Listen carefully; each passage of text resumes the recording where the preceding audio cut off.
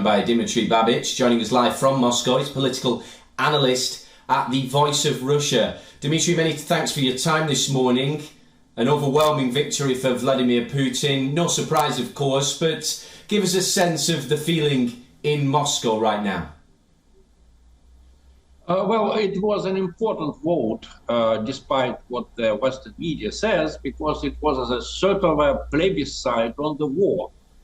People who strongly disapproved of Vladimir Putin's decision to aggravate the military action in Ukraine, which has been going on since 2014, they could vote for another candidate. They could vote, for example, for Vladislav Tavankov, who openly said that he would support negotiations with Ukraine now, without conditions and probably at Russia's disadvantage. So basically, it was a plebiscite, it was a vote. Do you support the forceful conduct of the war, which President Putin is doing now, or do you support another solution?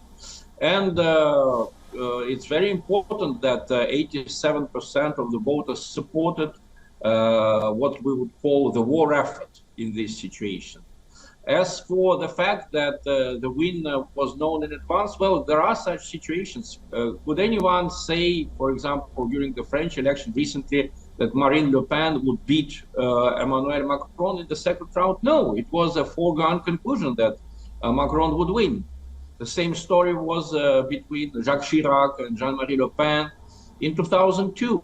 So there are situations when you have a clear favorite at the election, and this was precisely the case now in Russia, aggravated by war. Of course, we did see some protests in and around the country, and of course there's been widespread criticism from other countries about the election. Has this had any impact in Russia itself?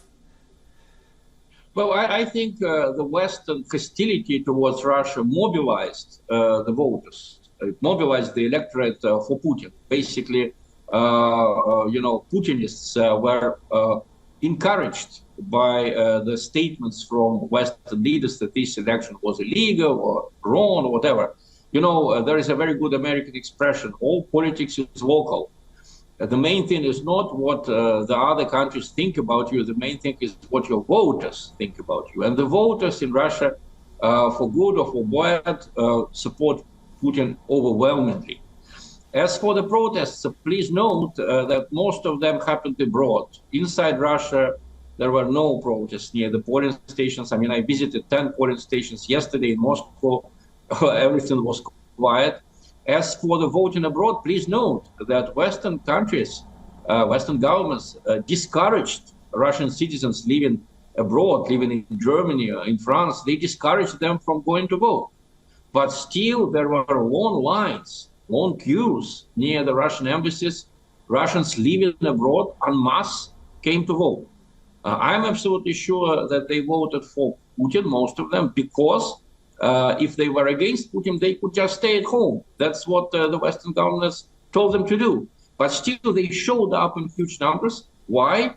Because they live in France, in Germany, in Britain, everywhere they hear a lot of anti-Russian propaganda, I'm sorry, a lot of insults against Putin, and that strengthened the protest feeling inside them. So out of protest against what is going on in the Western media, a lot of them went and voted at the Russian embassies in the countries where they live. Yes, well, Putin has secured another 6-year term. Dmitry Babich, many thanks there for your insight live from Moscow.